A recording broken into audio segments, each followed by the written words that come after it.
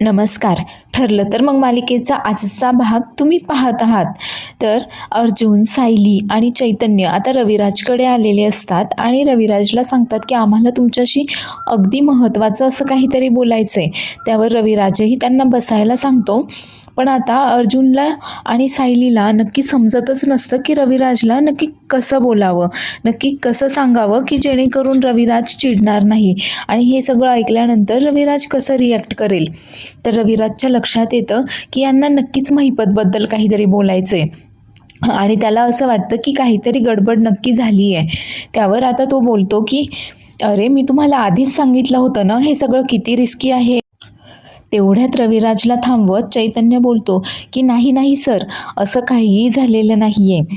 त्यावर सायली रविराजला सांगण्याचा प्रयत्न करते की रविराज काका, आता महिपत मात्र चांगलाच घाबरवून गेलेला आहे आणि त्याला जर आपल्याला आत्ताच सावडीमध्ये पकडायचं असेल तर एक गोष्ट करणं खूप महत्त्वाची आहे. त्यावर अर्जुन देखील आता रविराजला सांगतो की म्हणजे सायलीला असं वाटतंय की आपण जर प्रतिमा आत्याला महिपत समोर जर आणलं तर मात्र आपलं काम सोपं होऊन जाईल. तर रविराजला मात्र हे अजिबातही पटत नाही. त्यावर रविराज मात्र यासाठी नकार देतो. आता सायली रविराजला समजावण्याचा प्रयत्न करत असते की पहा, रविराजने जवळजवळ त्याचा गुन्हा कबूल केलेलाच आहे. तो नक्की घाबरून गेलाय. त्याच्या बुद्धीचा आणि मनाचा तोल जर आपल्याला घालवायचा असेल ना, तर त्याने ज्या व्यक्तीच्या बाबतीत हा गुन्हा केलेला आहे, ज्या व्यक्तीला त्याने त्रास दिलाय, तीच व्यक्ती जर त्याला ॲक्सिडेंट स्पॉटवर त्याच्या समोर दिसली तर. त्यावर आता रविराज खूप चिडतो व बोलतो की म्हणजे प्रतिमाला तुम्ही त्याच्या समोर त्या ॲक्सिडेंट स्पॉटवर नेणार आहात. महिपतच्या समोर काय, तर त्या ॲक्सिडेंट स्पॉटच्या आजूबाजूला देखील मी प्रतिमाला भटकू देणार नाही आहे. हे खूप भयानक आहे. त्यावर चैतन्य देखील आता रविराजला समजावण्याचा प्रयत्न करत असतो की रविराज सर, हे खरंच खूप महत्त्वाचं आहे. आपल्याला जर महिपतकडनं ॲक्सिडेंटचं सर्व काही सत्य जाणून घ्यायचं असेल तर. आणि अर्जुन देखील आता रविराजला कन्व्हिन्स करायचा प्रयत्न करत असतो व बोलतो की हो, पण तिथे आम्ही सर्वजण असणारच आहोत. मी असणार आहे, चैतन्य असणार आहे, तुम्ही देखील तिथे असणार आहेत. आपण प्रतिमा आत्यांना काही एक होऊ देणार नाही आहोत. त्यावर सायली देखील रविराजला समजावण्याचा प्रयत्न करत असते की आपल्याकडे हा पहिला आणि शेवटचा चान्स आहे आता महिपतकडनं सत्य जाणून घेण्याचा. तर तेवढ्यातच प्रतिमा तिथे सर्वांसाठी कॉफी घेऊन येते आणि ती कॉफी घेऊन आल्यावर सगळेच जण शांत होतात आणि कॉफीचा मग तिथे ठेवून ती परत जायला निघते. तर तेवढ्यातच तिला काहीतरी वाटतं आणि ती थांबते आणि सगळ्यांना बोलते की मी तुमचं सगळं काही बोलणं ऐकलेलं आहे आणि माझी तयारी आहे महिपत समोर जायला, मी तयार आहे. आता मात्र रविराज प्रतिमावर खूप चिडतो व बोलतो की प्रतिमा, अगं तुला समजतंय का, तुझ्या बाबतीत मी एवढी मोठी रिस्क नाही घेऊ शकत आहे. म्हणजे तू माझं ऐकणार नाही आहेस का. आणि तो रागाने चिडून आता घराच्या बाहेर आलेला असतो. तर प्रतिमा सर्वांना बोलते की मी बोलते त्यांच्याशी, मी समजावेल त्यांना. आणि प्रतिमा देखील आता रविराजला समजावण्यासाठी त्याच्याकडे येते. पण रविराज मात्र खूप जास्त चिडलेला असतो. त्यावर प्रतिमा त्याला समजावण्याचा प्रयत्न करत असते की मला अगदी सर्व काही लख्ख आठवतंय. फक्त तो ॲक्सिडेंटचा दिवस, त्या दिवशी काय झालं ते मात्र मला काही आठवत नाही आहे. आणि जर माझ्या तिथे जाण्याने मला जर तो ॲक्सिडेंटचा दिवस देखील आठवणार असेल, आपल्या बाबतीत इतकं वाईट कोण वागलं आहे, माझा भूतकाळ खूप वाईट झाला आहे इतकं तर मला समजतं आहे. पण नक्की काय झालं होतं आणि हे सगळं कोणी घडवून आणलं हे जर आपल्याला समजेल तर माझी स्मृती देखील परत येईल. तुम्हाला माझी स्मृती परत आलेली नको आहे का. त्यावर रविराज बोलतो की अगं प्रतिमा, काय बोलतेस तू, मला का नको आहे तुझी स्मृती परत आलेली. अगं पण तो महिपत कसा माणूस आहे, त्याच्यासमोर तुला घेऊन जाण्याची रिस्क मी नाही घेऊ शकत, एवढी मोठी रिस्क. त्यावर आता प्रतिमा त्याला समजावण्याचा प्रयत्न करत असते की हे पहा, माझ्याकडे आता फक्त 2च ऑप्शन आहेत. एक तर घाबरायचं, कच खायची आणि महिपत समोर जायचं नाही. आणि दुसरं तर मन घट्ट करायचं, निडर बनायचं आणि भूतकाळाचा सामना करायचा, महिपत समोर जायचं. अहो सायली आणि अर्जुन देखील आपला भूतकाळ जाणून घेण्यासाठी, आपल्या ॲक्सिडेंटबद्दल जाणून घेण्यासाठी किती कष्ट करतायत. मग आपण असं मागं फिरून कसं चालेल बरं? आता खरं तर रविराजलाही प्रतिमाचं म्हणणं पटत असतं, पण तरीही प्रतिमा महिपत समोर आल्यानंतर तिच्या जीवाला धोका आहे आणि महिपतला पाहून परत तिला पहिल्यासारखे चक्कर वगैरे येईल, ती घाबरून जाईल, म्हणून रविराजचं मन मात्र काही ऐकत नसतं. तेव्हा प्रतिमा सांगते की मी नेहमीच तुमचं ऐकते, एवढ्या वेळेस तुम्ही माझं ऐका ना. आणि मला माहीत आहे की तुम्ही माझ्या इच्छेखातर नक्कीच तयार व्हाल. त्यावर रविराज बोलतो की पण आधी मला वचन दे की तू तिथे गेल्यानंतर कुठलीही रिस्क घेणार नाहीस म्हणून, आणि तुला काही जरी वाटलं, जीवाला धोका वगैरे वाटला, तर लगेच आम्ही जिथे थांबलोय तिथे तू निघून येशील. त्यावर प्रतिमा देखील त्याला तसं वचन देते. तर इकडे सायली, अर्जुन आणि चैतन्य महिपतबद्दलच बोलत असतात आणि तेवढ्यात ते रिकामे झालेले कप नेण्यासाठी सुमन तिथे येते आणि तिच्या कानावर महिपत हा शब्द पडतो. तर आता सुमन विचार करत असते की हे तिघेही नक्कीच महिपतबद्दल काहीतरी प्लॅनिंग करतायत, त्याला अडकवण्याचा प्रयत्न करतायत. पण हे तर घरीच आहेत आणि यांनी अजिबातही त्यांचं बोलणं वगैरे ऐकायला नकोय. काहीही झालं तरी यांना काहीतरी कारण काढून लवकरात लवकर घराच्या बाहेर पाठवायला हवंय. आणि सायली, अर्जुन आणि भाऊजी जे काही महिपतला अडकवण्याचा प्लॅन करतोय, त्या देव त्यांना यशस्वी करो. तर ती आता नागराजकडे येते आणि नागराजला बोलते की अहो, माझं ना एक छोटंसं काम आहे तुमच्याकडे.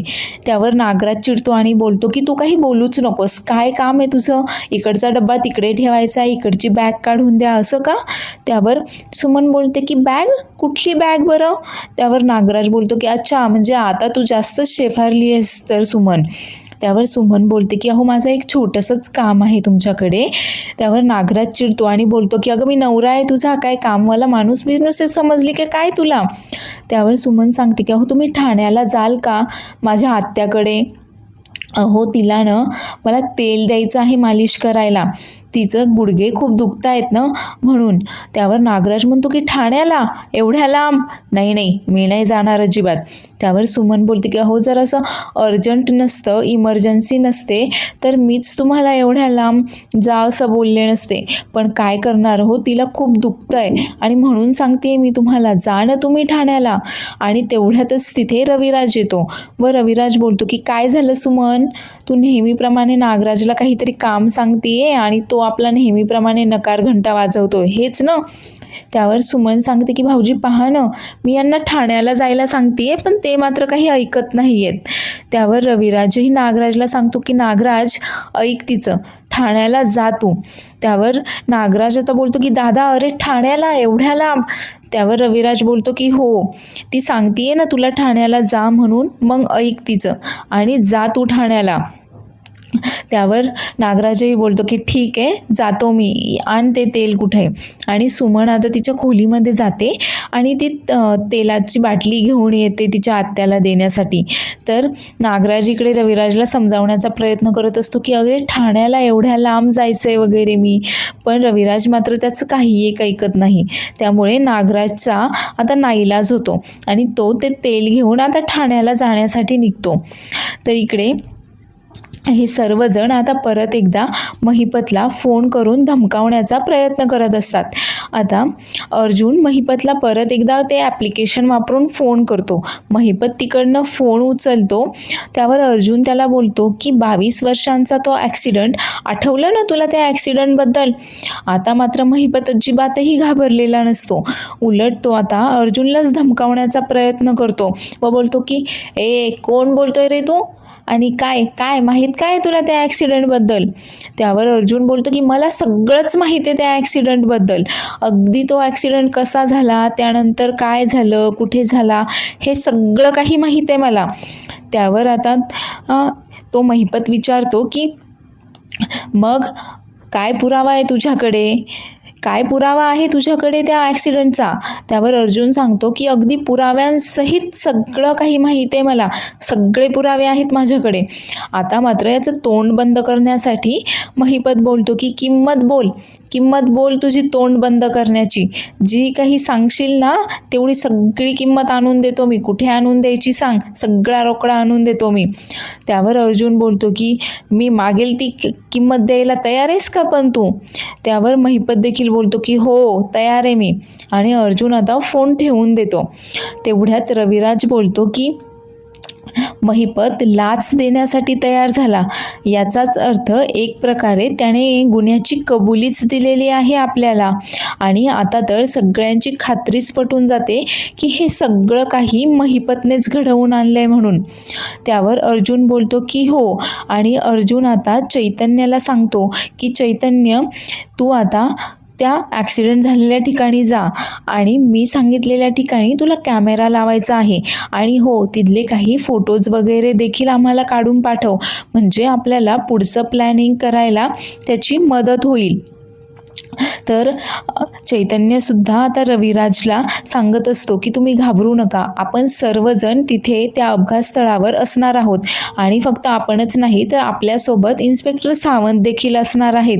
त्यामुळे आपण आता यावेळेस महिपतला नक्कीच पकडूयात. आणि चैतन्य आता पुढची तयारी करण्यासाठी तिथून निघून जातो. तर अर्जुन आता सर्वांना पुढे काय प्लॅन आहे हे सर्व काही सांगायचा प्रयत्न करत असतो. पण हे ऐकून मात्र प्रतिमाला खूप अस्वस्थ वाटतं आणि ती तिथून निघून जाते. तर रविराज देखील खूप जास्त अस्वस्थ झालेला असतो.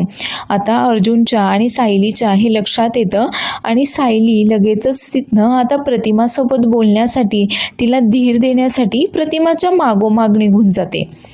तर इकडे ही समीरा आता सचिनला घरभर शोधत असते, पण सचिन काही तिला दिसेना व ती जोरजोरात आवाज देत असते, सचिन सचिन, अरे कुठे आहेस तू?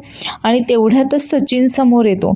त्यावर समीरा विचारते की अरे कुठे गेला होतास तू? तू दिसला नाहीस घरामध्ये, मी शोधत होते तुला, आवाज देत होते मी, मला तर वाटलं की. त्यावर सचिन तिला थांबवत बोलतो की काय वाटलं तुला? की मी परत माझ्या कामासाठी निघून गेलो, हो ना? त्यावर समीरा बोलते की हो, मला असंच वाटलं. त्यावर सचिन बोलतो की अगं सॅम, मी तुला प्रॉमिस केलं आहे ना की आता 2 दिवस मी कुठलंही काम वगैरे करणार नाही आहे, 2 दिवस मी इथेच थांबणार आहे म्हणून. बरं तू थांब, मी तुझ्यासाठी कॉफी बनवून आणतो. आणि तेवढ्यातच त्याच्या मोबाईलवर कल्पनाचा फोन येतो. आता मात्र सचिन खूप जास्त घाबरून जातो आणि समीरासमोर आता कल्पनासोबत कसं बोलायचं हाच प्रश्न त्याला पडतो. तर तो कॉल उचलतो आणि असं दाखवत असतो की जसं काही झालंच नाही आहे. तर समीराही त्याच्या मागोमाग किचनमध्ये जाते. तर फोनवर बोलता बोलता सचिन आता त्या समीरासाठी कॉफी बनवत असतो. तर कल्पना त्याला विचारत असते की सचिन, अरे तू कुठे आहेस, बरा आहेस ना तू? त्यावर सचिन देखील सांगतो की हो हो, मी अगदी ठीक आहे आणि मी कॉन्फरन्ससाठी आलो आहे ना इकडे, असं तसं तो सांगत असतो. त्यावर कल्पना विचारते की खूप काम आहे का रे? त्यावर सचिन सांगतो की हो ना, आता 2-2 ब्रांचेस सांभाळायच्या म्हटल्यानंतर कामाचा लोड तर खूप असतो. तुमचं काय चाललंय बरं? त्यावर कल्पना सांगते की अरे आमचं काही नाही, तुझ्या बाळाला आणि तुझ्या बाळाच्या आईची काळजी घेण्यातच आमचा दिवस जातो वगैरे. बरं तुला इकडे यायला कधी जमेल बरं? इकडे येशील का तू? त्यावर आता सचिन सांगतो की नाही असं काही जमणार नाही आहे मला वगैरे. त्यावर आता कल्पना बोलते की एक काम कर, तुझी बायको मला कधीची खाणाखुणा करते, तू एकदा तिच्याशी बोलतोस का? आता मात्र सचिन खूप घाबरतो व बोलते की नाही काय ना, मी कॉन्फरन्ससाठी आलो आहे ना, मला एक कॉन्फरन्सची मीटिंग आहे लगेचच, नको, मी नंतर बोलतो. आणि फोन ठेवून देतो. तेवढ्यातच समीरा त्याच्याजवळ येते आणि तो आता समीराला कॉफी देतो. त्यावर समीरा बोलते की कोणाचा फोन होता? खूप बिझी होतास वाटतं तू, आणि तुला नक्की कॉन्फरन्स कॉल आहे का आत्ता? त्यावर सचिन सांगतो की नाही गं, काही कॉन्फरन्स कॉल वगैरे नाही आहे, माझ्या एक दूरच्या काकू होत्या आणि अगं त्या काकू एकदा बोलायला लागल्या ना की बोलतच राहतात आणि वर मला म्हणत होत्या की काकांसोबतही बोल, म्हणून मग मी नाही नाही बोललो, नाहीतर माझा अर्धा तास असाच वाया गेला असता. आणि आता खरं तर कल्पना विचार करत असते की सचिन इतक्या घाईघाईमध्ये का होता आणि तो नेहमीसारखा बोलला देखील नाही. आता तिची काळजी पाहून अस्मिता बोलते की मम्मा, मी जसं सारखं सचिनची काळजी करत असते तसं तू नेहमी सायली आणि अर्जुनची काळजी करत असतेस, हो ना? अगं पण तुला खरं सांगू का, आजकाल त्या दोघांचं काय सुरू असतं ना त्यांनाच माहिती. नक्कीच काहीतरी शिजलंय. अगं ते सारखे बाहेर काय जात असतात आणि इतक्या घाई गडबडीमध्ये असतात ना ते. त्यावर कल्पना सांगते की आता तू शांत राहा, उगाचच काही शंका वगैरे काढू नकोस. तर इकडे सायली आता प्रतिमाला समजावण्यासाठी प्रतिमाकडे येते, विचारते की तुम्ही तिथनं अशा निघून का आलात. त्यावर प्रतिमा सांगते की अगं मला समजतंय की तुम्ही सर्वजण किती कष्ट घेतायत म्हणून, पण काय करू, मला खूप अस्वस्थ वाटत होतं, अगं खूप भीती वाटत होती. त्यावर सायली बोलते की आपण आता सत्याच्या खूप जवळ जाऊन पोहोचलो आहोत आणि हा आपल्याकडे पहिला आणि शेवटचा चान्स आहे आता महिपतकडनं सगळं काही सत्य वदवून घेण्याचा.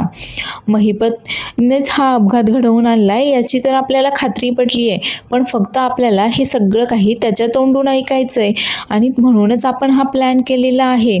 त्यावर प्रतिमा देखील बोलते की हो, मी मागे हटणार नाही आहे, पण त्यासाठी मला थोडी मनाची तयारी करावी लागेल. त्यावर सायली बोलते की हो, तुम्हाला फक्त मनाची नाही तर शरीराची देखील तयारी करावी लागेल. आता प्रतिमाला मात्र सायली काय सांगते हे समजत नाही. त्यावर सायली बोलते की तिथे गेल्यानंतर कदाचित महिपत तुमच्यावर हल्ला देखील करू शकतो, त्यासाठी तुम्हाला अगदी सज्ज असायला हवं. चला बाहेर, मी सांगते तुम्हाला. तर इकडे तन्वी आता विचार करत असते की हे सायली आणि अर्जुन कुठे गेले असतील, नक्की यांचं काय शिजत असेल, मला तिकडे जाऊन पाहायलाच हवंय. आणि ती आता इकडे रविराजच्या घरी येण्यासाठी निघते. तर तेवढ्यातच अश्विन घरी येतो आणि अश्विन विचारतो, काय गं एवढ्या घाईघाईने कुठे चालली आहेस तू. त्यावर तन्वी सांगते की काही नाही, अरे मी बाहेर चालले होते, थोडं माहेरी चालले होते, मला जरा आईबाबांची आठवण येत होती ना म्हणून. आता अश्विन चिडतो व बोलतो की तुला येते त्यांची आठवण, पण त्यांना येते का तुझी आठवण. अगं तुझ्या वाढदिवसाच्या दिवशी कसं वागले ते, काय झालं ते वाढदिवसाच्या दिवशी पाहिलंयस ना तू, आणि तरी देखील तुला आता तिथे जाऊन परत एकदा स्वतःचा अपमान करून घ्यायचा आहे का. त्यावर तन्वी त्याला बोलते की अरे अपमान कसला, आई बाबा फक्त थोडेसे चिडलेत माझ्यावर, पण होईल त्यांचा राग शांत. त्यावर अश्विन बोलतो की तुला तुझा झालेला अपमान चालत असेल, पण मला अजिबातही चालत नाही. आपण एक काम करूयात, मी फ्रेश होतो आणि त्यानंतर आपण दोघेही बाहेर जाऊयात. आणि तो काही तन्वीला आता इकडे किल्लेदारांकडे येऊ देत नाही. तर सायली आता प्रतिमाला समजावते की जेव्हा महिपत तुमच्यावर हल्ला करायचा प्रयत्न करेल तेव्हा तुम्ही देखील त्याच्यावर प्रतिहल्ला करून स्वतःला वाचवायचा प्रयत्न करायला हवाय. नाही म्हणजे आम्ही सर्वजण तिथे आहोतच, आम्ही काही तुमच्या केसालाही धक्का लागू देणार नाही, पण तरी देखील तुम्ही देखील तयार असलं पाहिजे. आणि शक्यतो त्या दिवशी महिपत समोर जाताना ड्रेस घाला, म्हणजे तुम्हाला देखील हे सगळं करणं सोपं जाईल. आणि आता सायली प्रतिमाला शिकवत असते की महिपतने जर त्यांचा गळा आवळायचा प्रयत्न केला तर महिपतपासनं कशी सुटका करून घ्यायची. त्याने जर एखादी काठी वगैरे आणली आणि काठीने वार करायचा प्रयत्न केला तर काय करणार, किंवा त्याने जर बंदूकच रोखली तर काय करायचं. आणि हे सगळं काही प्रतिमा अगदी लवकर शिकून जाते. तर पुढील भागामध्ये आपण पाहणार आहोत की त्यांनी आधीच तिथे कॅमेरा लावलेला असतो. आता प्रतिमा महिपत समोर येते व महिपतला बोलते की 22 वर्षांपूर्वी झालेला ॲक्सिडेंट आठवतोय का तुला. 22 वर्षांपूर्वी तू मला जीवे मारण्याचा प्रयत्न केला होतास. त्यावर महिपत आता खूप जास्त चिडलेला असतो आणि त्याने देखील त्याच्या हातामध्ये जळती मशाल घेऊन आलेला असतो व बोलतो की हो, आणि 22 वर्षांपूर्वी जे काम माझं अधुरं राहिलं होतं ना, ते काम आज मी 22 वर्षांनंतर पूर्ण करणार आहे. तू तर माझ्याच हातून मरणार आहेस म्हणून. तर चॅनेलला सबस्क्राईब करायला विसरू नका आणि व्हिडिओ आवडल्यास व्हिडिओला लाईक, शेअर आणि चॅनेलला सबस्क्राईब देखील करा.